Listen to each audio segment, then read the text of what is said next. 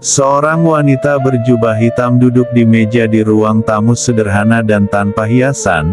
Matanya terus mengarah ke pintu dan ada rasa antisipasi di wajahnya, namun rasa kecewa yang jelas melintas di matanya saat dia melihat Guru Oyun berjalan ke dalam ruangan.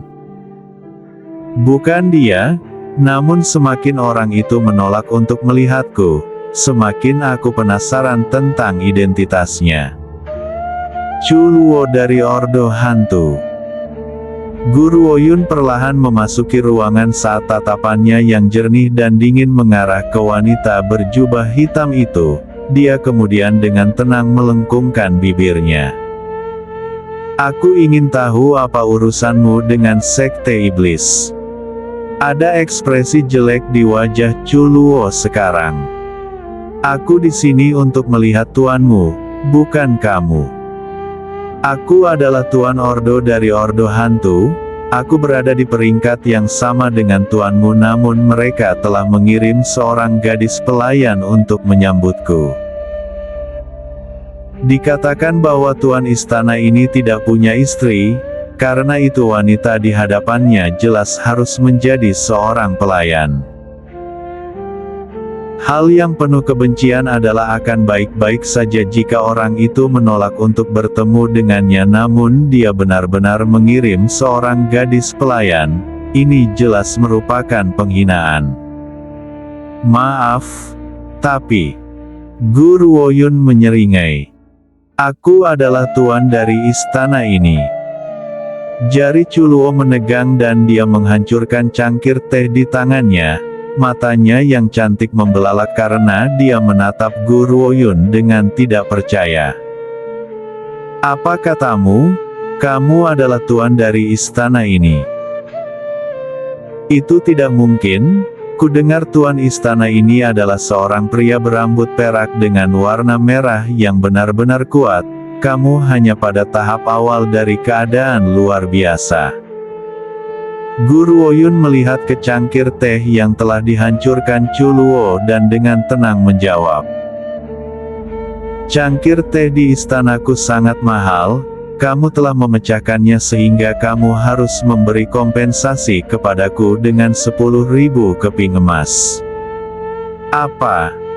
Chuluo hampir melompat, malu karena marah, dia berteriak. Apakah kamu mencoba merampokku? 10.000 keping emas, wanita ini bahkan bisa memikirkan hal seperti itu. Dia memiliki cangkir teh yang harganya sebenarnya 10.000 keping emas. Karena kamu tidak ingin memberiku kompensasi dengan uang, Ziyun, kirim tamu kita pergi. Tunggu. Chuluo cemas sekarang. Dia belum memahami situasinya, jadi bagaimana dia bisa pergi begitu cepat. Dia mengertakkan gigi saat memikirkan dan berkata, itu hanya 10.000 keping emas bukan? Aku akan memberikannya kepadamu. Namun aku tidak memiliki banyak uang untuk saat ini. Aku akan minta seseorang mengirimkannya kepadamu nanti. Tidak ada keping emas. Tidak masalah, kamu dapat menggunakan item dengan harga yang sama sebagai gantinya. Guru Oyun menyapu pandangannya ke arah Chuluo dan berkata dengan senyum tetap. Bagaimana kalau kau memberiku teratai darah di tanganmu? Harganya kurang dari 10.000 keping emas. Di mata wanita ini, apakah teratai darah ini hanya bernilai kurang dari 10.000 keping emas? Orang harus tahu bahwa dia telah menghabiskan 1 juta keping emas untuk membeli ini dari seorang penjual, dan sekarang wanita ini ingin menukarnya dengan cangkir teh yang pecah. Nona, ini perampokan siang hari. Chuluo mengertakkan giginya dengan penuh kebencian. Tidak peduli seberapa mahal cangkir tehmu, itu tidak seberharga teratai darahku. Aku bisa memberimu 10.000 keping emas tapi kau bisa melupakan tentang teratai darah ini. Benarkah? Guru Oyun mengangkat alisnya. Ziyun, Kirim tamu kita pergi. Mulai sekarang anggota Ordo Hantu tidak diterima di sini. Kamu. Chuluo gemetar karena marah, namun dia tidak bisa menahan rasa ingin tahunya dan menarik keluar teratai darah dari dadanya sebelum melemparkannya ke Guru Oyun. Aku akan memberikannya padamu. Itu hanya item senilai 1 juta keping emas. Ordo Hantu punya uang dan aku bisa membeli satu lagi lain kali. Namun kuharap kau tidak akan tersedak sampai mati oleh ini teratai darah. Tidak baik mengambil milik orang lain. Guru Oyun tersenyum tenang saat dia mengambil dan menyimpan teratai darah, yang tampaknya tidak terpengaruh oleh kemarahan di wajah Chuluo. Cangkir tehku sangat mahal. Aku pikir aku telah membuat kerugian dalam menukar cangkir teh ini dengan teratai darah. Kali ini Chuluo diliputi amarah. Dia hampir memuntahkan seteguk darah saat dia memelototi Guru Oyun dengan marah. Dia kemudian mengertakkan gigi dan berkata, "Suruh tuanmu keluar dan temui aku. Aku tidak ingin berbicara dengan seorang gadis pelayan." "Bibi, apakah ada yang salah dengan pendengaranmu? Tuanku sudah memberitahumu bahwa dia adalah penguasa istana ini. Apakah pendengaranmu memburuk seiring bertambahnya usia?" Seseorang terkikik kekanak-kanakan di samping Guru Oyun. Chuluo berbalik dengan marah dan memelototi Lolita kecil di sebelah wanita itu. Jika bukan karena keingintahuannya tentang identitas tuan istana ini, dia tidak akan pernah tinggal di sini dan dipermalukan. Berhenti menghalangi jalanku." Chuluo mendengus. "Kamu pikir aku tidak tahu bahwa tuan dari istana ini adalah laki-laki? Selain itu wanita ini baru saja mencapai keadaan luar biasa. Dia bahkan tidak dalam keadaan sopan dan kamu bersikeras berbohong kepadaku dengan mengatakan bahwa dia adalah tuan tempat ini." Chuluo memperlakukan kata-kata burung vermilion kecil dengan jijik dan menatap Guru Oyun dengan jijik. Dia benar. Pada saat itu, Ziyun dan yang lainnya baru saja bergegas. Ketika mereka memasuki ruang tamu, mereka tidak sengaja mendengar percakapan antara Chuluo dan burung vermilion dan mau tidak mau ikut campur. "Tuan Chuluo, Tuan Qianbei telah menyerahkan tempat ini kepada tuan kami. Mulai sekarang dia adalah pemimpin kami, oleh karena itu dia adalah tuan dari istana ini."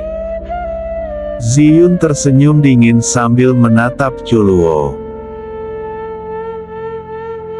"Apa yang baru saja kamu katakan?" Ekspresi Chuluo berubah drastis. Meskipun dia belum pernah bertemu Qianbei sebelumnya tapi dia akrab dengan bawahannya.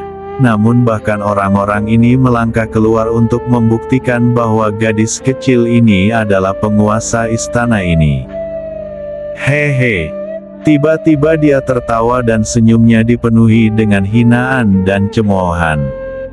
"Aku tidak pernah menyangka kau akan bersumpah setia kepada gadis kecil yang masih berbau susu ibunya ini. Manfaat apa yang bisa dia berikan untukmu? Apakah kau benar-benar akan melayani seseorang yang tidak sekuat dirimu?" Ziyun dan yang lainnya saling memandang setelah mendengar ini. Memang benar mereka menolak untuk melayani Guru Oyun pada awalnya karena kekuatan wanita ini lebih rendah dari mereka. Namun demikian, begitu teringat peristiwa yang terjadi kemarin, masa langsung menggigil.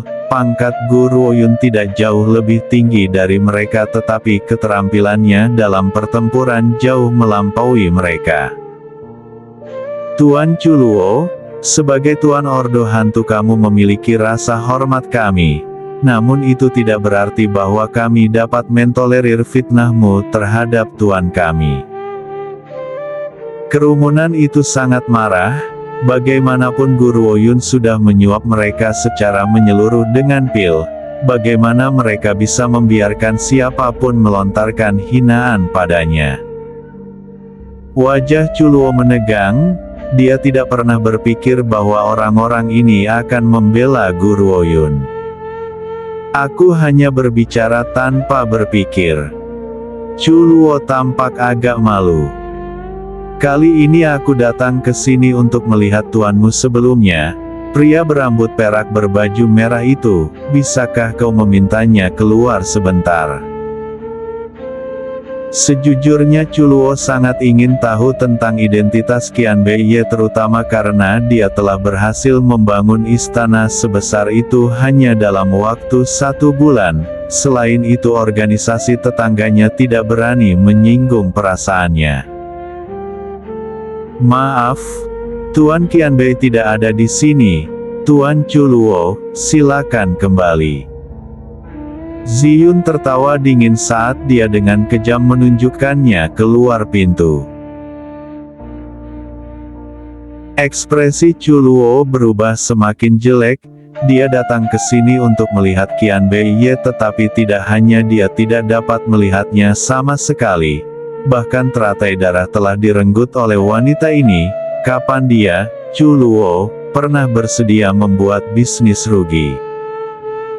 Tidak apa-apa jika kamu tidak mengizinkan aku melihatnya. Chuluo mengangkat kepalanya dan menyatakan dengan marah. Kembalikan teratai darah dan aku akan pergi sekarang juga. Apakah kamu benar-benar berpikir bahwa mungkin untuk mengambil kembali sesuatu yang sudah aku miliki? Guru Oyun menatap ekspresi marah Chuluo saat dia dengan tenang menyeringai dan bertanya dengan senyum ketat. Aku ingin tahu apakah teratai darah besar ini mungkin bisa mencekikku sampai mati. Dia telah mengatakan semua ini untuk membuat Chuluo tersedak kata-katanya sendiri. Mata Guru Oyun yang dipenuhi dengan ejekan membuat amarah Chuluo menembus langit. Wajah cantiknya menjadi dingin. Apa maksudmu? Kamu menolak untuk membiarkan aku melihat orang itu dan kamu juga telah merampok milikku. Apakah menurutmu, aku, Tuan Ordo Hantu, adalah seseorang yang dapat dengan mudah ditindas? Izinkan aku memberitahumu ini, kembalikan teratai darah kepadaku saat ini juga atau... Duk, dia membanting tangannya ke meja dan segera memecahkannya. Dia kemudian dengan marah bangkit dan menatap tajam ke arah Guru Oyun. Guru Oyun melirik ke meja yang rusak dan dengan tenang melingkarkan sudut bibirnya. Tampaknya Tuan Ordo Hantu senang menghancurkan sesuatu. Namun aku telah menyebutkan bahwa barang-barang di istanaku sangat berharga. Aku bertanya-tanya berapa banyak kamu berniat memberi kompensasi padaku untuk ini. Chuluo langsung memutar matanya, dia telah mengalami perilaku tidak tahu malu dari orang lain sebelumnya, tetapi dia belum pernah bertemu orang yang tidak tahu malu seperti ini. Orang ini jelas berusaha merampoknya, akan sia-sia sifat bisnisnya yang tidak bermoral jika dia tidak terjun ke bisnis. Aku tahu kamu tidak punya banyak uang sekarang. Guru Oyun menyeringai. Apakah kamu berencana menandatangani kontrak atau haruskah aku terus mencarimu untuk item lain? Chuluo dengan cepat mundur beberapa langkah. Takut wanita ini akan melihat harta karun yang tersembunyi di tubuhnya. Apakah dia lahir di tahun anjing? Hidungnya lebih sensitif daripada hidung anjing. Katakan padaku, berapa yang harus kubayar kali ini? Chuluo harus mengertakkan gigi untuk mengatakan ini. Matanya menyemburkan api dan dia tidak pernah merasa begitu tidak nyaman dalam hidupnya. Tidak banyak. Guru Oyun menggelengkan kepalanya dan menjawab dengan setengah tersenyum. 1 juta keping emas. Apa? Chuluo melompat kaget dan berteriak dengan marah. 1 juta keping emas, mengapa kamu tidak merampokku saja? Meja milikku ini terbuat dari kayu barat yang paling mahal, tidak hanya dapat membantu menenangkan kekhawatiran seseorang, tetapi juga dapat membantu memperkuat basis kultivator. Kamu harus tahu nilai kayu barat. Apakah menurutmu jutaan keping emas adalah harga yang mahal untuk meja ini? Istana ini adalah hadiah dari Qianbei sehingga setiap bagiannya akan menjadi yang terbaik dari yang terbaik. Jelas bahwa meja itu akan terbuat dari jenis kayu mitos. Chuluo duduk, mengejek dan berkata, "Aku tidak akan memberimu uang sebanyak itu. Selain itu, berdasarkan tingkat kekuatan wanita ini, dia tidak akan bisa membunuhnya. Jika kamu tidak punya uang." Guru Oyun menyipitkan matanya sebelum cahaya dingin dan tajam menyinari mereka. "Kalau begitu ganti dengan tubuhmu." Chuluo terguncang, dia melihat wanita elegan berbaju hijau di depannya dan berkedip dengan takjub. "Apa yang kamu rencanakan?" Chuluo melompat ketakutan saat Guru Oyun berjalan mendekat ke arahnya. Dia cepat-cepat menutupi payudaranya dan berseru dengan ekspresi jelek di wajahnya. "Aku tidak tertarik pada wanita, jangan berani-berani melakukan apapun kepadaku, dasar cabul." Chuluo jelas ketakutan menjadi linglung. Apa yang dia maksud dengan menggunakan tubuhku sebagai kompensasi? Aku tidak pernah menyangka bahwa wanita ini yang terlihat begitu pendiam dan santun akan menjadi mesum sebesar itu. Dia bahkan ingin memiliki tubuhku. Dia pasti sedang bermimpi. "Izinkan aku memberitahumu, bahwa jika kamu mengambil satu langkah lebih dekat, aku tidak akan menunjukkan kesopanan." Energi dahsyat yang kuat meledak dari tubuh Chuluo. Seluruh tubuhnya seperti harimau kecil yang terkejut menatap dengan hati-hati ke arah Guru Oyun. Tiba-tiba dia merasa sangat menyesal telah menginjakkan kaki di istana ini. Tidak hanya dia tidak bisa bertemu dengan tuan sejatinya, dia bahkan memprovokasi orang cabul. Untung saja wanita ini tidak sekuat itu. Jika Guru Oyun memiliki keberanian untuk menganiaya dia, dia akan segera membantainya. Guru Oyun kaget, "Sejak kapan aku berubah menjadi cabul?" Tidak dapat memahami masalah ini, Guru Oyun tidak melihat terlalu banyak ke dalamnya dan mengerutkan sudut bibirnya dengan acuh tak acuh. "Chuluo, karena kamu di sini, kamu bisa melupakan untuk pergi. Aku ingin ordo hantumu untuk setia pada diriku sendiri, jadi mulai sekarang, mereka akan mendengarkan perintahku dan kamu akan tetap di sisiku dan melakukan permintaanku." Kali ini, bahkan Ziyun dan yang lainnya terkejut, semua orang menatap Guru Oyun dengan heran. Apa yang baru saja dia katakan? Tuan Ordo Hantu berjanji setia padanya. Bagaimanapun Tuan Ordo Hantu sudah menjadi kultivator di negara bagian yang halus, bagaimana mungkin Guru Oyun bisa menaklukkannya? Haha. Chuluo tertawa setelah pulih dari keterkejutannya. Ada rasa jijik dalam tawanya. Apakah aku tidak salah mendengar ini kan? Kamu ingin aku melayanimu? Gadis kecil, aku pikir kamu sebaiknya pergi ke kultivasi pintu tertutup untuk beberapa tahun lagi. Apakah kamu benar-benar berpikir bahwa kamu dapat memiliki kesetiaanku berdasarkan kemampuanmu? Guru Oyun mengangkat alisnya dan menatap Chuluo.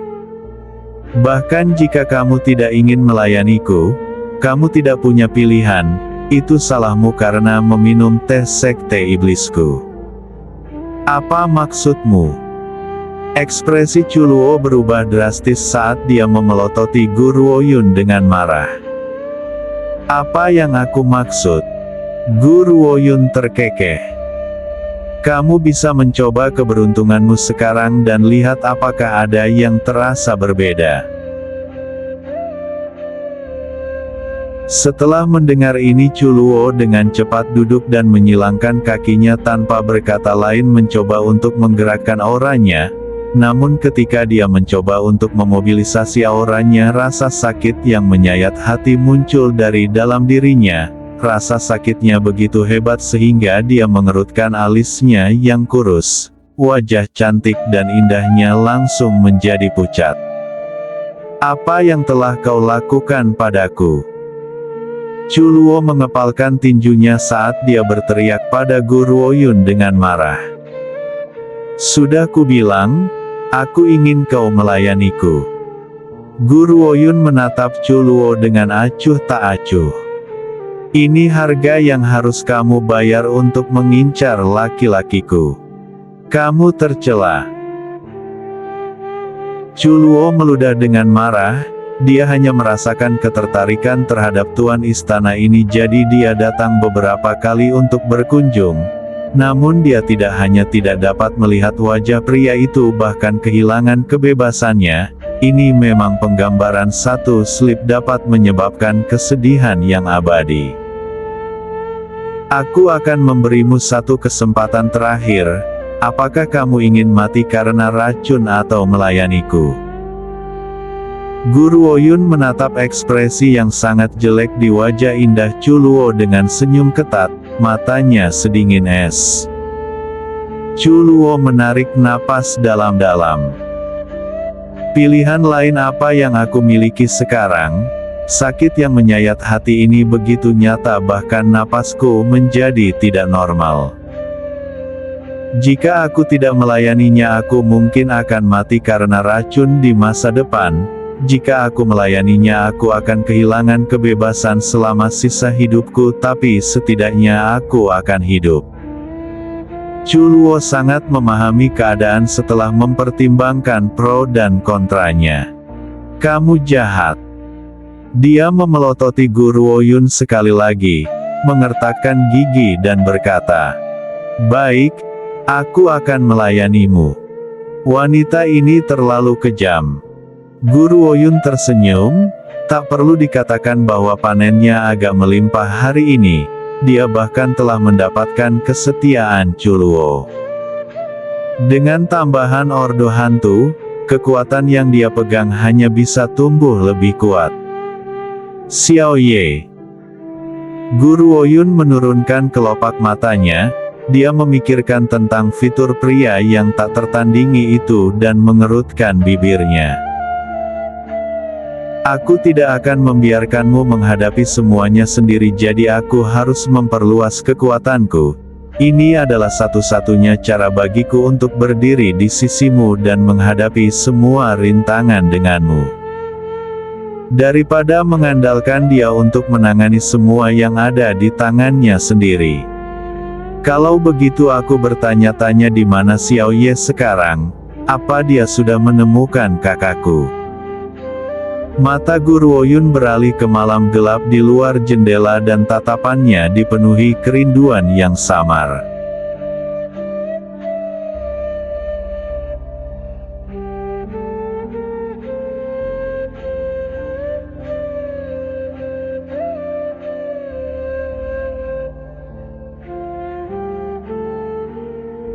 Gunung Surgawi. Banyak orang datang dan pergi ke pegunungan dekat Ordo Rahasia. Tempat itu sangat ramai karena kegembiraan, bahkan kedai teh di kaki gunung yang biasanya menjadi tempat peristirahatan para wisatawan ini sudah penuh sesak dipenuhi celoteh riuh. Pernahkah kamu mendengar tentang Ordo Rahasia? Aku pernah mendengar para tetua keluargaku menyebut mereka sebelumnya. Mereka mengatakan bahwa Ordo Rahasia telah ada selama lebih dari 10.000 tahun dan selalu tersembunyi dari dunia. Tidak ada yang tahu seberapa kuatnya Ordo Rahasia dan kami tidak tahu mengapa mereka mengungkapkan diri mereka kepada dunia dan menawarkan organisasi lain untuk memasuki Ordo Rahasia untuk pelatihan. Sejujurnya aku belum pernah mendengar tentang Ordo Rahasia sampai sekarang, namun kurasa semua orang di kota pertama akan tahu tentang organisasi ini sekarang. Ngomong-ngomong, siapa yang menurutmu lebih kuat, Istana Gubernur Kota Pertama atau Ordo Rahasia? Ini bukan perbandingan yang bagus, tapi aku akan berasumsi bahwa Istana Gubernur lebih kuat. Jika Ordo Rahasia benar-benar hebat, merekalah yang bertanggung jawab mengelola Kota Pertama, bukan Istana Gubernur. Kerumunan orang mengangguk. Meskipun Ordo Rahasia tetap tersembunyi dari dunia selama bertahun-tahun ini, tidak berarti bahwa kekuatan mereka melampaui Istana Gubernur. Jika anggota Ordo Rahasia begitu kuat, Istana Gubernur bukanlah yang mengelola Kota Pertama sekarang.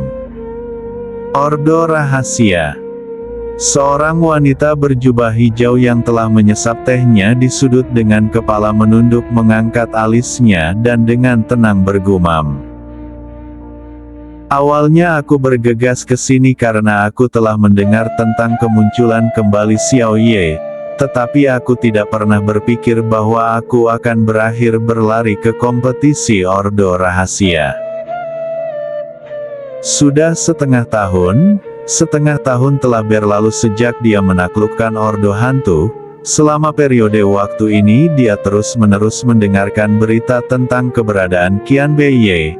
Ketika dia mendengar bahwa seorang pria berambut perak berjubah merah telah muncul di dekat Gunung Surgawi, dia segera bergegas ke sana dengan anak buahnya. Tempat macam apa Ordo Rahasia itu? Seorang pria berjaket ungu yang berdiri di sampingnya mengerutkan alisnya dan bertanya dengan ragu. Mengapa aku tidak pernah mendengar tentang organisasi ini? Hehe, berdasarkan posisimu bagaimana mungkin kamu tahu sebuah organisasi yang telah disembunyikan dari dunia? Sebaiknya kamu kembali dan berkultivasi sedikit lagi. Begitu kamu mencapai level yang lebih kuat, kamu akan tahu tentang mereka yang akan mengalahkan semua organisasi lain di dunia. Orang yang berbicara adalah seorang wanita dengan jubah hitam. Dia memiliki fitur yang sangat cantik dan alisnya yang melengkung dan ramping terangkat ke atas saat dia menatap dengan jijik pada pria berjaket ungu. Chuluo, jangan lupa kita sekarang memegang posisi yang sama. Kita sama-sama setia kepada Tuan dan statusmu tidak lebih berharga dari statusku. Ziyun mengejek saat dia menjawab dengan jijik. Sejak Chuluo telah ditundukkan oleh Guru Oyun, dia dan Ziyun telah bertengkar setiap hari, tidak dapat bekerja sama satu sama lain. Chuluo tidak akan pernah bersikap begitu sopan kepada Ziyun hampir sepanjang waktu, namun karena mereka sekarang berada di depan Guru Oyun, dia hanya bisa memelototinya tidak peduli seberapa marah perasaannya. Jika kita tidak tepat di depan master kita, aku akan mengubahmu menjadi mayat karena keberanianmu berbicara kepadaku seperti itu. Karena kehadiran master kita, aku berani memperlakukanmu seperti ini. Mulut Ziyun bergerak-gerak dan dia membalas dengan kesal. Bukankah ada pepatah yang mengatakan seekor anjing mengancam berdasarkan kekuatan tuannya? Dia mengaku sebagai anjing Guru Oyun, jadi apa yang salah dengan meminjam sedikit kehadirannya yang menakjubkan untuk memarahi Chuluo? Selama Guru Oyun ada di sini, Chuluo tidak bisa menyentuh dia, tidak peduli betapa marahnya dia. Kamu hanyalah seekor anjing yang mengancam berdasarkan kekuatan tuannya. Frasa ini langsung muncul di benak Chuluo. Dia kemudian memelototi Ziyun dengan marah sebelum berbalik ke arah Guru Oyun dan berkata, Tuan, apakah kamu pernah mendengar tentang Ordo Rahasia ini? Aku memiliki beberapa pengetahuan di bidang ini. Dikatakan bahwa Ordo Rahasia sangat kuat dan bahkan gubernur kota pertama harus memberi jalan kepada Ordo Rahasia. Selain itu gunung tempat Ordo Rahasia berada sangat cocok untuk proses kultivasi seorang kultivator. Jika kamu bisa berkultivasi di sana, setengah pertempuran akan dimenangkan. Lebih penting, Chu Luo berhenti sejenak. Ordo Rahasia memegang warisan. Setiap murid Ordo Rahasia yang berbakat akan menerima warisan ini setelah mencapai tahap tertentu. Oleh karena itu beginilah cara anggota Ordo Rahasia berhasil tumbuh begitu cepat. Dengan tambahan pengasuhan dari harta yang tak terhitung jumlahnya, Ordo Rahasia memegang posisi yang tak tergoyahkan. Namun Ordo Rahasia ini selalu tersembunyi di dunia. Aku tidak tahu apa yang terjadi kali ini yang akan menyebabkan Ordo Rahasia kembali ke mata dunia dan mulai merekrut para jenius. Guru Woyun terdiam sesaat. Tidak ada yang tahu apa yang tersembunyi di balik matanya. Setelah jeda yang lama, dia dengan tenang menjawab. Aku agak tertarik dengan kompetisi ini, Master. Chu Luo sedikit terkejut. Bukankah Master di sini untuk menemukan suaminya? Kenapa dia tiba-tiba tertarik dengan kompetisi seperti ini? Mata Guru Woyun bersinar dengan tekad saat dia melirik keluar jendela dan perlahan menjawab. Kekuatanku masih belum cukup kuat. Aku khawatir aku masih hanya menjadi beban bagi Xiao Ye. Mungkin memasuki Ordo Rahasia adalah sebuah kesempatan untukku. Hanya ketika aku meningkatkan kekuatanku, aku bisa bertarung dengannya bahu-membahu dan menghadapi semua bahaya bersama. Chu Luo merasa terkejut. Dia selalu berasumsi bahwa Guru Woyun tidak lebih dari wanita Qian Bei Ye dan harus bergantung pada kemampuannya untuk mendapatkan Zi Yun dan yang lainnya. Chu Luo tidak pernah berpikir bahwa Guru Woyun akan memiliki ambisi seperti itu dan menolak untuk dilindungi olehnya saja. Sebaliknya dia ingin berjalan berdampingan dengannya. Chu Luo selalu meremehkan Guru Woyun sejak awal. Bagaimanapun kekuatannya sangat lemah sehingga hampir tidak signifikan. Chu Luo tidak bisa mengerti mengapa seorang kultivator yang kuat menginginkan wanita seperti ini, bahwa dia bahkan akan menyerahkan kekuatannya sendiri padanya. Sekarang dia tahu bahwa meskipun wanita ini mungkin tidak terlalu kuat, dia memiliki aura yang tidak bisa dilampaui oleh orang lain. Jenis aura ini bahkan tidak bisa dilampaui oleh penguasa yang turun dari langit. Seseorang dengan kekuatan lemah bukanlah hal yang buruk. Hal yang mengerikan adalah jika orang itu tidak memiliki niat untuk menjadi lebih kuat. Setelah mendengar kata-kata Guru Woyun, Chu Luo perlahan mulai mengubah sudut pandangnya. Matanya tidak lagi menahan penghinaan awalnya. Itu adalah anggota Ordo Rahasia. Tiba-tiba seseorang berbicara dan menarik perhatian semua orang di kedai teh. Kerumunan semua berbalik untuk melihat para pendatang baru. Semua orang menyaksikan dengan penuh semangat ketika seorang pria berjubah putih perlahan meluncur seperti dewa ke daerah tersebut, diikuti oleh sekelompok orang yang mengenakan jubah putih juga. Namun sangat jelas terlihat bahwa orang-orang lain itu tidak memiliki kedudukan yang tinggi seperti pria berbaju putih. Di sebelahnya ada seorang wanita yang menarik dan bermartabat. Mata wanita itu secantik gambar sementara fitur wajahnya sangat indah dan bergerak. Dia mengenakan jubah kuning muda yang menekankan postur elegannya dan selempang ungu melilit pinggangnya, mengalir dengan anggun. Itu Wen ya, nona tertua dari keluarga Wen. sepertinya dia bersama utusan dari Ordo Rahasia. Kerumunan menatap kelompok yang baru saja masuk, namun ketika mereka menyadari peringatan dari anggota Ordo Rahasia, mereka dengan cepat menutup mulut mereka tetapi terus menganalisa mereka dengan rasa ingin tahu. Zuozi. Wen Ya duduk di dekat posisi Guru Ouyun, ada senyum anggun di wajahnya yang halus dan bermartabat. Keluarga Wen pasti akan bergabung dengan kompetisi Ordo Rahasia. Kuharap kau bisa sedikit lebih fleksibel ketika waktunya tiba. Zuozi. Pria yang dipanggil sebagai Zuozi mengangguk. Mengetahui kekuatan keluarga Wen, kamu seharusnya bisa menang dengan sangat mudah. Ordo Rahasia juga telah menentukan bahwa 3 pemenang pertama bisa masuk ke dalam Ordo Rahasia untuk kultivasi. Selain itu, Zuozi berhenti sejenak, ada sebuah ekspresi yang agak tidak wajar di matanya.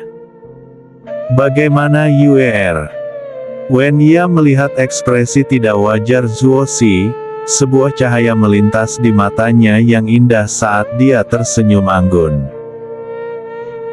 Jangan khawatir Zuozi, UER baik-baik saja, selain itu dia telah merindukanmu Tuan Zuozi.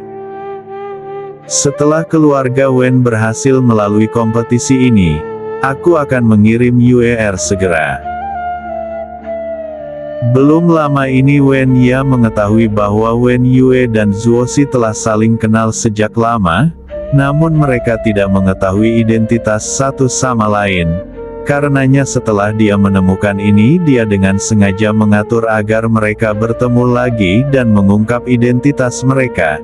Ini semua demi menggunakan Wen Yue untuk menjepitnya sehingga keluarga Wen bisa merebut yang paling cerdas dan terbaik dari kompetisi ini.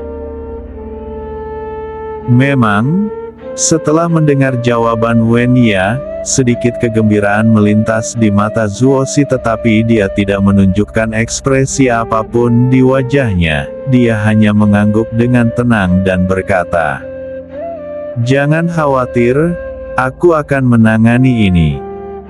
Selain itu keluarga Wen selalu kuat, ini tidak akan menjadi masalah." Jika kekuatan keluarga Wen hanya rata-rata, Zuozi tidak akan pernah menemukan keberanian untuk membantu mereka menipu. Namun karena keluarga Wen sudah sangat kuat, itu tidak akan menjadi masalah bahkan jika mereka menjadi juara. Lagi pula hanya juara yang bisa menerima warisan Ordo Rahasia.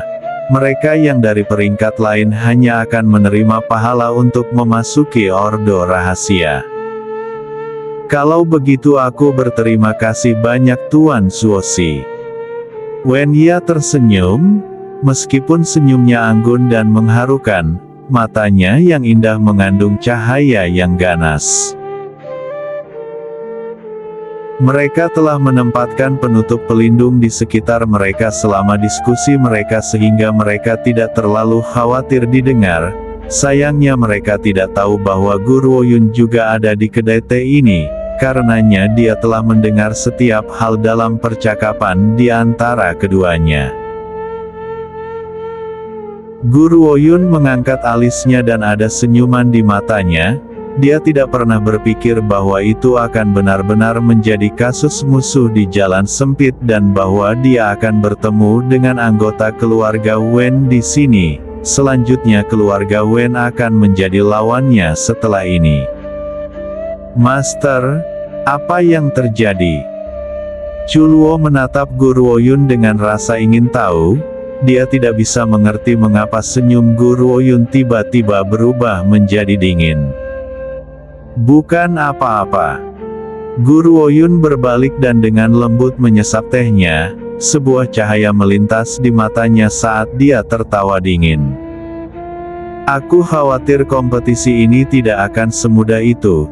Chuluo, kamu harus siap. Chuluo menatap Guru Ouyun dengan heran. Dia bilang kompetisi ini tidak akan semudah itu. Apa yang dia maksud dengan itu? namun Guru Oyun tidak cenderung menjawab pertanyaan Chuluo dan berpikir keras.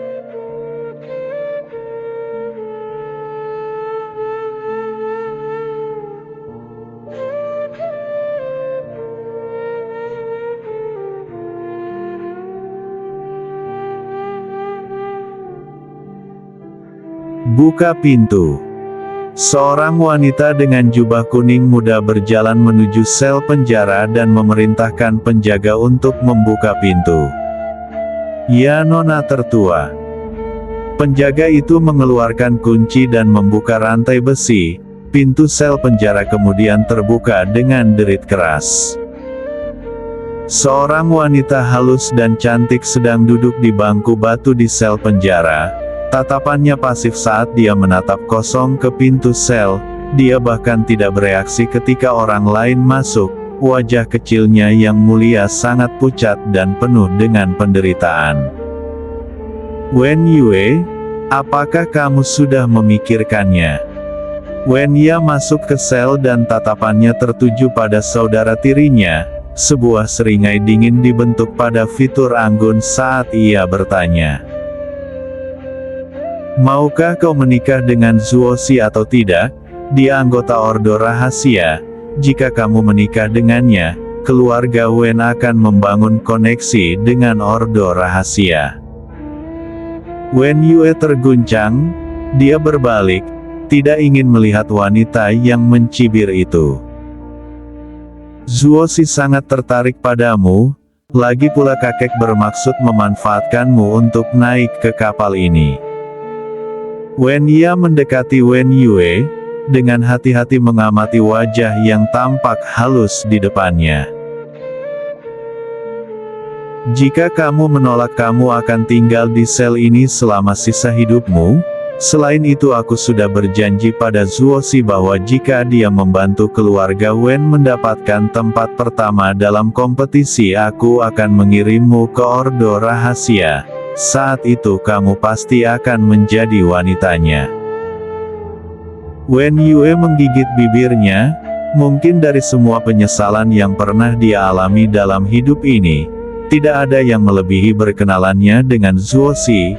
Itu telah mengungkap sifat sebenarnya dari orang-orang serakah ini yang sebenarnya ingin menghadiahkannya kepada Zuosi dari Ordo Rahasia. "Wen Yue, apakah kamu masih memikirkan anak itu, Gu Sengqiao?" Wen Ya tertawa dingin, suaranya dipenuhi dengan penghinaan. "Apa yang baik tentang anak itu? Tidak ada tentang dia yang lebih baik daripada prestise Zuosi dari Ordo Rahasia. Kamu telah menerima bantuan Zuosi, yang akan segera menjadi murid dari Ordo Rahasia, kekuatan nomor 1 di daratan. Pada saat itu bahkan gubernur pun perlu memberi kita kelonggaran. Adapun Gu Sengqiao." Wen Ya tertawa mencemooh. Karena keadaan khusus dari fisiknya, kakek ingin menangkapnya dan membawanya kembali ke keluarga Wen. Dia bahkan telah memanipulasi keluarga Lin untuk melakukan perbuatan itu. Namun apa hebatnya istimewanya karakteristik, dia masih tidak seberapa dibandingkan dengan prestise Ordo Rahasia. Tapi sebaliknya, apa yang telah kamu lakukan? Setelah kakek berhasil menangkap Gu Sengqiao, kamu diam-diam membiarkannya melarikan diri. Jika bukan karena kamu, keluarga Wen akan menyempurnakan Gu Sengqiao menjadi boneka sejak lama. Wen Yue masih menolak untuk berbicara seolah dia sama sekali tidak mendengar suara Wen Ya. Matanya terus menatap kosong ke pintu penjara. Tidak ada yang tahu apa yang dia pikirkan. "Yue, apakah menurutmu Gu Sengqiao benar-benar akan berterima kasih kepadamu karena telah membebaskannya?" Tubuh pria itu istimewa. Kakek telah menemukan keberadaannya melalui buku boneka keluarga Wen. Sayangnya kakek tidak dapat melakukan ini secara pribadi dan harus tidak ada pilihan selain meninggalkan keluarga Lin untuk menangani masalah ini. Siapa sangka bahwa orang-orang yang tidak berguna dari keluarga Lin itu ternyata sama sekali tidak berguna. Pada akhirnya aku tidak dapat lagi mentolerirnya dan menangkapnya secara pribadi dan membawanya pulang. Tentu saja hal ini telah menarik sensasi yang luar biasa di antara para pelindung agung, bahkan menarik perhatian gubernur, namun dia tidak menyesalinya. Yuer, kamu harus mengerti bahwa berdasarkan kualitas fisik unik Gu Shengqiao dia tidak akan pernah mencapai kebesaran jika dia tetap sebagai manusia. Hanya sebagai boneka dia akan dapat mencapai puncak keberadaan di daratan ini dengan satu lompatan. Lebih jauh lagi ini adalah jenis keberadaan yang berguna bagi keluarga Wen. Sebaliknya kamu telah membebaskan Gu Shengqiao saat kakek setengah jalan menuju kemenangan. Dia tidak akan pernah berterima kasih, sebaliknya dia akan membencimu karena mengorbankan kesempatan ini untuk berhasil menjadi kultivator top. Wen Yue akhirnya bereaksi, tatapan acuh tak acuh tertuju pada Wen Ya saat dia mendengus dingin dan berseru. Apakah kamu benar-benar berpikir bahwa ada orang yang masih akan merasakan kebahagiaan setelah diubah menjadi boneka? Jadi bagaimana jika kekuatannya tidak cukup kuat, setidaknya dia akan memiliki keinginan bebas.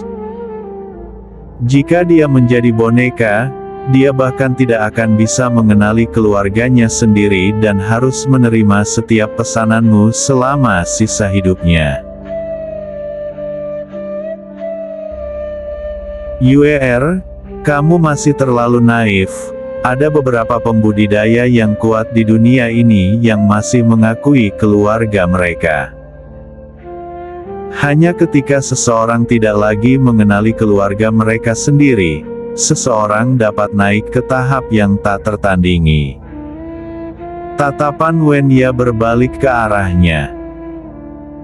Jadi bahkan jika keluarga Wen mengubahnya menjadi boneka dia akan berterima kasih kepada kita dari lubuk hatinya. Bagaimanapun dia tidak akan pernah bisa mendapatkan kekuatan seperti ini tanpa campur tangan kita.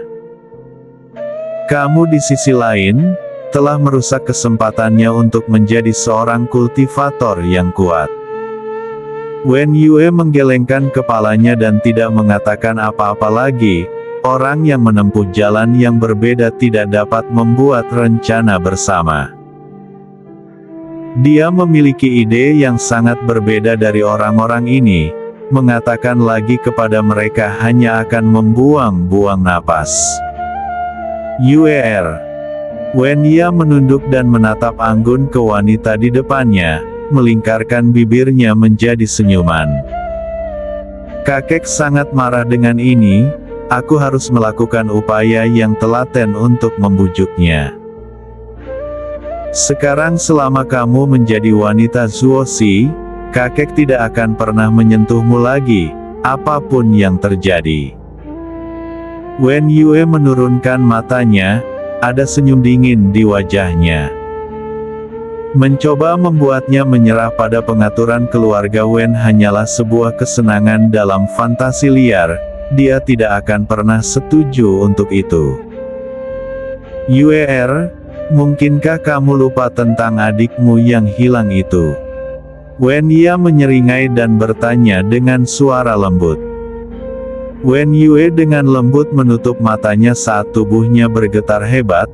Dia tahu bahwa mereka menang. Orang-orang ini memiliki titik rentannya dalam cengkeraman yang keras dan ketat sehingga dia tidak punya pilihan selain menurut. Jika aku setuju dengan ini, apakah adikku akan tetap hidup? Dia membuka matanya saat senyum pahit muncul di wajahnya, wajah kecilnya yang halus benar-benar pucat tapi tatapannya tenang. Itu benar.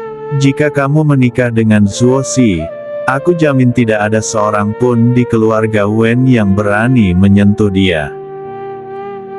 Sedangkan untuk Tianqi, anggap itu sebagai hadiah dari keluarga Wen untuknya. mulai sekarang tidak ada seorang pun di keluarga Wen akan berani membunuhnya. Petik 2. Bagaimana dengan Gu Seng Qiao? Wen Yue mengatupkan bibirnya dan bertanya, apakah kamu masih terus mencoba dan menyempurnakannya menjadi boneka? Wen Ya memandang Wen Yue sambil tersenyum dan berkata dengan nada menggoda, aku tidak pernah berpikir bahwa kamu akan begitu setia pada Gu Seng Qiao, bahkan sampai sekarang kamu masih memikirkan dirimu sendiri atas keselamatannya.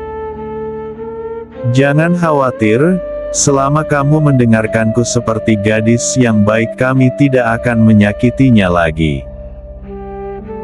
Namun dia hampir setengah boneka sekarang, bahkan jika kami tidak menyakitinya, dia tidak akan pernah bisa hidup seperti orang normal lagi. Mungkin suatu hari mungkin datang ketika dia tidak akan bisa mengenali kerabatnya sendiri. Tentu saja itu tidak ada hubungannya dengan keluarga Wen lagi. Wen Yue tertawa getir. Baiklah, selama kamu membiarkan mereka berdua pergi, aku akan memberikan janjiku padamu, aku akan menikahi Zuoxi. Di masa lalu adiknya telah berjanji padanya bahwa begitu kekuatannya semakin kuat dia akan kembali untuk menyelamatkannya. Itulah sebabnya dia tetap tinggal di keluarga Wen dan menunggunya selama bertahun-tahun. Sekarang dia sudah menyerah. Apa salahnya menikahi Zuoxi jika keluarga Wen berjanji untuk mengampuni adiknya sebagai gantinya? Dia telah benar-benar kehilangan minat untuk hidup dalam kehidupan ini. Jika bukan karena adiknya, dia pasti sudah meninggalkan dunia ini sejak lama. Itu baru adik perempuanku yang baik. Jari Wen Ya dengan lembut membelai wajah Wen Yue dengan senyum yang sangat hangat dan lembut di wajahnya. Anak itu, Gu Seng Qiao, tidak ada apa-apanya dibandingkan dengan Zuoxi. Hanya posisinya sebagai murid dari Ordo Rahasia sudah cukup untuk membuatnya menjadi target pembunuhan. Keputusan yang kamu buat sekarang adalah yang terbaik. Yue, ingatlah ini, setelah kamu menikah dengan Zuoxi, jangan lupa bagaimana keluarga Wen telah mendukungmu. Kamu harus mendengarkan apa yang aku katakan, mengerti? Kepala Wen Yue memalingkan muka jika dia benar-benar membenci sentuhan intim Wen Ya. Pada saat itu wajahnya menjadi semakin pucat di sel penjara yang gelap sementara matanya berubah semakin hampa dan kosong.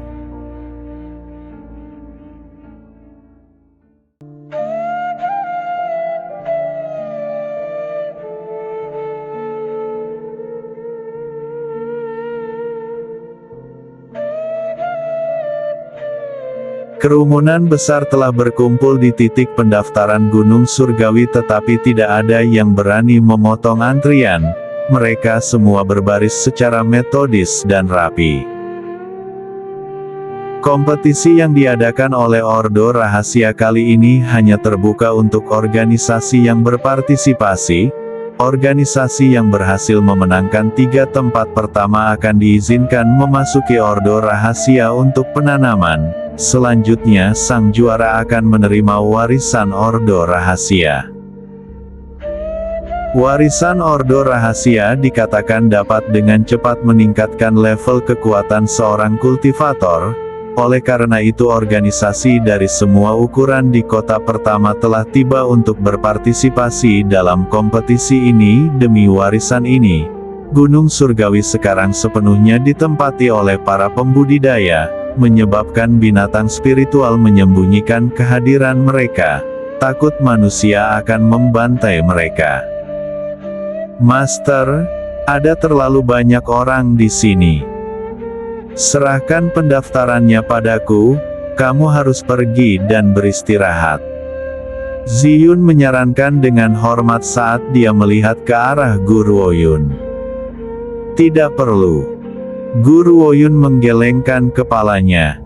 Sekarang hampir giliran kita, tunggu sebentar lagi. Mendengar ini, Ziyun kemudian berbalik ke arah barisan di depan mereka dan menghela nafas dengan putus asa sambil berkata,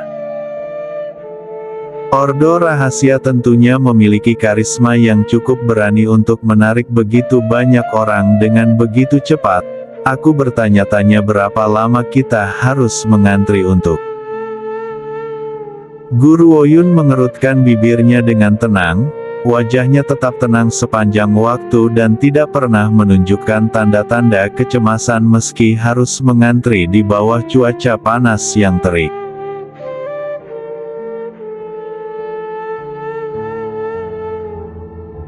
Waktu berlalu dengan sangat cepat.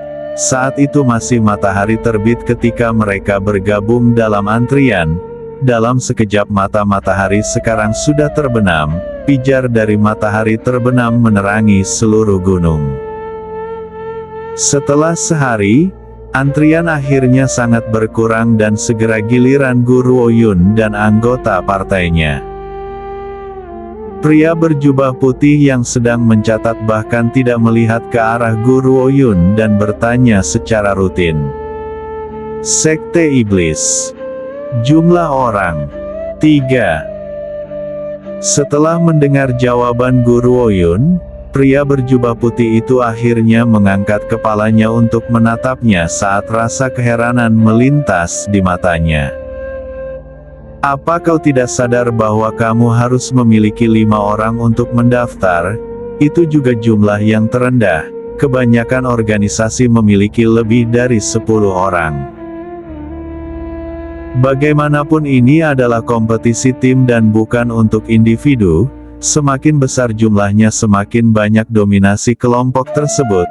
Namun wanita ini hanya terdaftar dengan 2 bawahan." Guru Oyun merenung sejenak. "Jadi 5. Baiklah." Pria berjubah putih itu tidak berkata apa-apa lagi dan dengan melambaikan penanya dia menuliskan nama organisasi mereka dan jumlah peserta sebelum mengambil token dan meletakkannya di depan Guru Oyun. "Ini adalah tanda yang kamu perlukan untuk berpartisipasi dalam kompetisi ini. Mereka yang telah mendaftar dapat pergi sekarang dan beristirahat. Ordo rahasia telah secara khusus membangun penginapan sederhana untuk tujuan kompetisi ini. Seseorang akan mengantarmu ke penginapan tamu sebentar lagi." Guru Oyun menerima tanda itu, perlahan berbalik dan berkata, "Chuluo, Ziyun, ayo pergi." "Ya Master." Keduanya mengikuti Guru Oyun dalam diam dan tidak mengucapkan sepatah kata pun, namun mereka sangat penasaran tentang bagaimana Guru Oyun berencana menemukan 2 orang lainnya, bagaimanapun dia hanya membawa mereka berdua kali ini.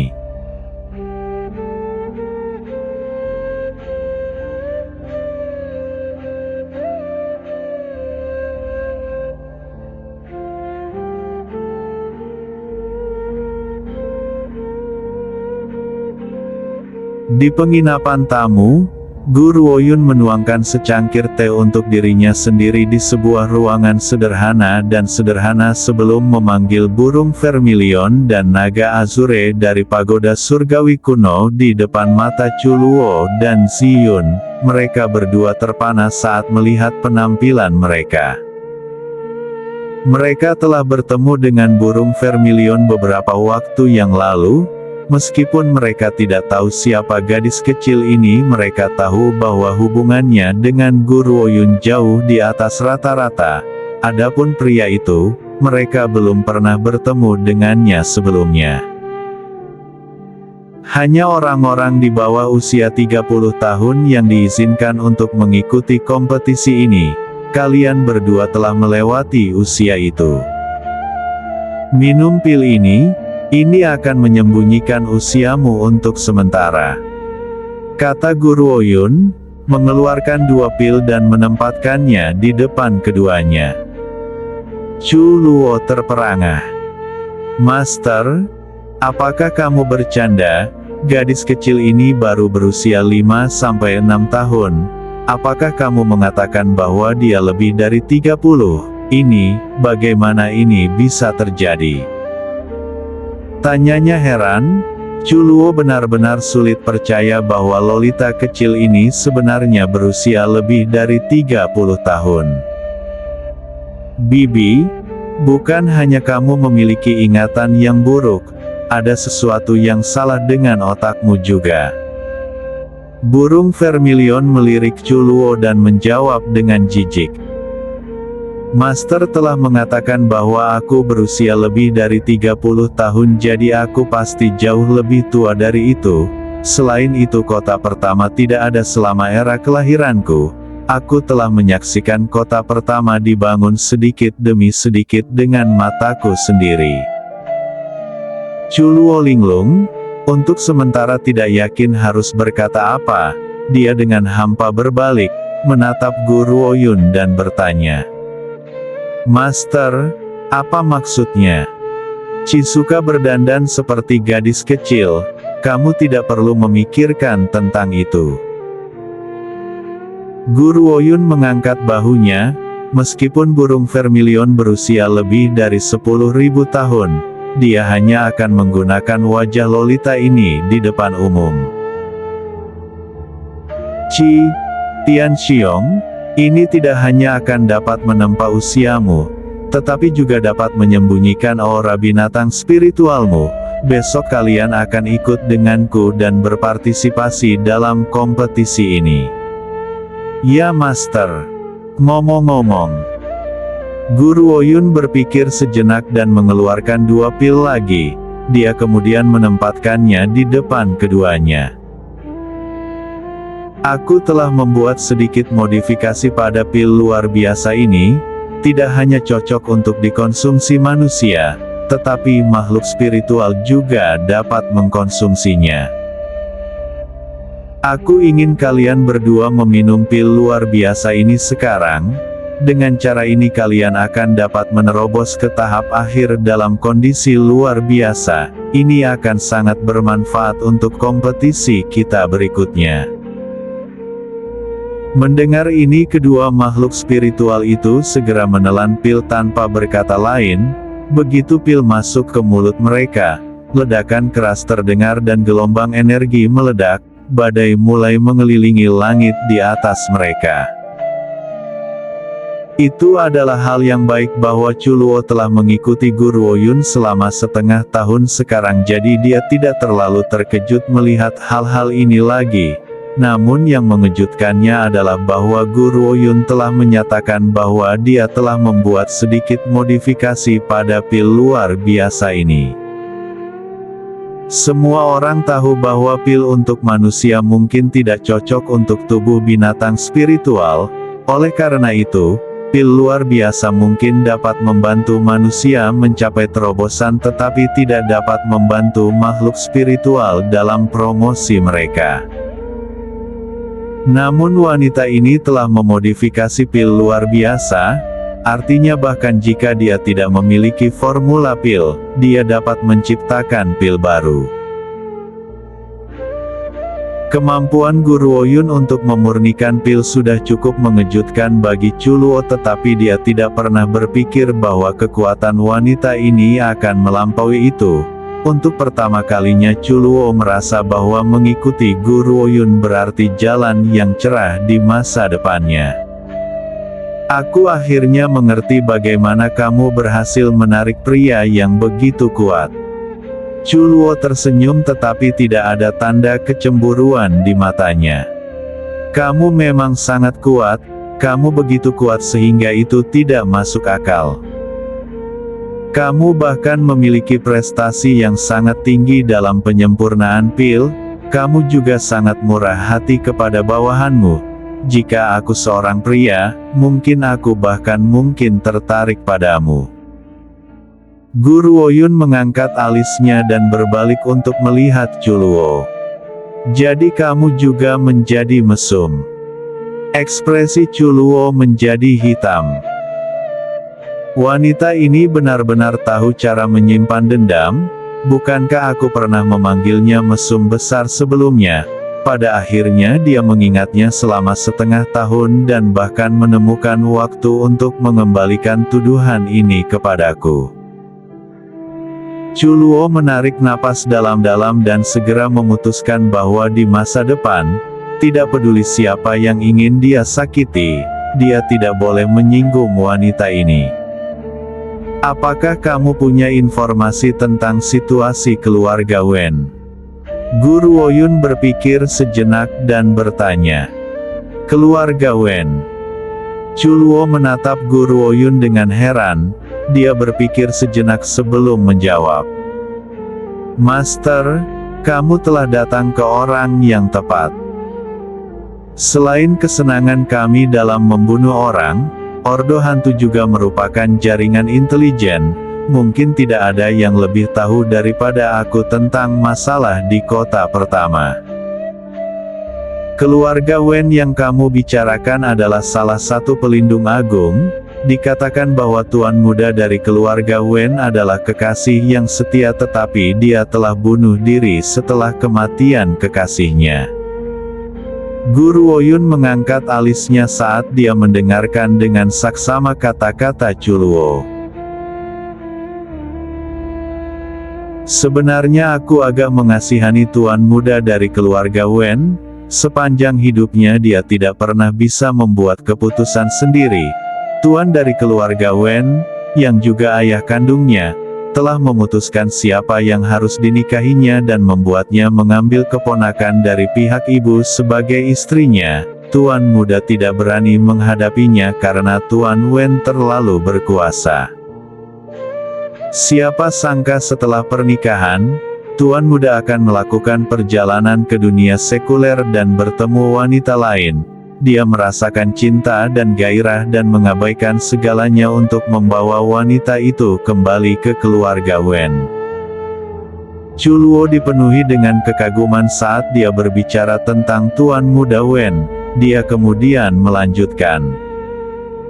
Sayangnya keluarga Wen tidak mau menampungnya, terutama nona muda. Dia menolak untuk mengizinkan siapapun mengancam posisinya, jadi dia diam-diam mengirim pembunuh untuk membunuh wanita yang dibawa tuan muda kembali. Dalam amarahnya, tuan muda ingin membunuh nona muda, tetapi karena perlindungan tuan Wen, tuan muda tidak bisa membunuhnya. Pada akhirnya dia memilih untuk mengikuti kekasihnya dalam kematian dan mengambil nyawanya sendiri, meninggalkan seorang anak laki-laki dan seorang anak perempuan. Guru Woyun tidak merasakan apa-apa saat mendengar ini dan tentu saja tidak mengasihani tuan muda Wen. Sejak dia mematuhi pengaturan ayah kandungnya untuk pernikahannya, dia telah menentukan nasib terakhirnya yang tragis. Yang benar-benar menyedihkan adalah putra dan putrinya yang masih kecil yang telah menjadi yatim piatu. Meskipun tuan dari keluarga Wen tidak menyukai wanita itu, dia membawa saudara-saudara yatim piatu, yang masih dalam pakaian lampin, kembali ke keluarga Wen. Selanjutnya nona muda hanya memiliki satu anak perempuan. Oleh karena itu tuan dari keluarga Wen sangat menyayangi kedua bersaudara tersebut dan menjadikan sang kakak tuan muda. Sayangnya kecemburuan nona muda terlalu menakutkan. Demi kekuatannya dalam keluarga Wen dia ingin menyingkirkan tuan muda dan adiknya. Pada akhirnya tuan muda dari keluarga Wen telah melarikan diri dari keluarga itu dan membuat kontrak dengan binatang suci keluarga itu. Sejak itu tidak ada korespondensi. Guru Woyun dengan tenang mengangkat alisnya. Apakah ada hal lain tentang keluarga Wen selain itu? Ada satu hal lagi. Chuluo sepertinya mengingat sesuatu yang lain dan menjawab. 2 tahun lalu keluarga Wen telah mengirim bawahan mereka ke daratan roh barat untuk menangkap seorang pria. Hanya pelindung agung yang mengetahui masalah ini. Berita telah ditutup dan aku telah menemukan ini secara tidak sengaja. Seorang pria. Guru Oyun terguncang saat kemungkinan muncul di pikirannya. Siapa itu? Dia bertanya. Ini, aku tidak terlalu yakin. Chuluo menggelengkan kepalanya. Yang aku tahu adalah bahwa keluarga Wen telah menculik pria itu. Aku tidak terlalu yakin secara spesifik. Guru Oyun menyipitkan matanya dan berpikir keras. Saat itu ketika mereka mencoba membunuh anggota keluarga Lin, orang pertama yang muncul di pihak keluarga Lin adalah anggota keluarga Wen. Selain itu kediaman keluarga Wen cukup jauh dari kota hutan. Bagaimana mereka bisa tiba begitu cepat? Ada yang tidak beres. Hanya ada satu kemungkinan. Tuan dari keluarga Lin pernah berkata bahwa ada penghasut lain di belakang layar yang mendukung keluarga Lin. Penghasut ini sangat kuat dan Guru Oyun seharusnya bukan tandingan mereka. Sekarang sepertinya penghasut di balik layar pasti keluarga Wen. Keluarga Wen. Cahaya dingin melintas di mata Guru Oyun dan dia mengepalkan tinjunya dengan erat.